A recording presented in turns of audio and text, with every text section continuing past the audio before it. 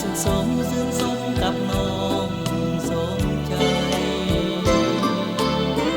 เอาให้ขอไฟฝันแต่นางเดียวบ่ขออ้องเกี่ยวยิ่งอื่นใดขอแต่ลงไหลไฟฝันใหญ่บ่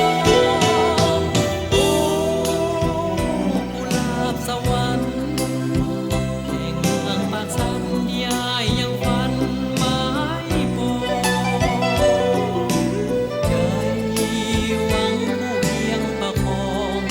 กุหลาบเป็นสีดังทองเมื่อยามแสงส่องจากดวงสุรียามแลงค่ำลง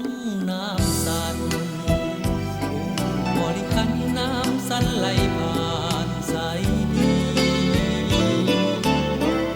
และเห็นหมู่สาวเจ้าลองลอยหมู่ป่าใหญ่น้อยลอยเล่นพี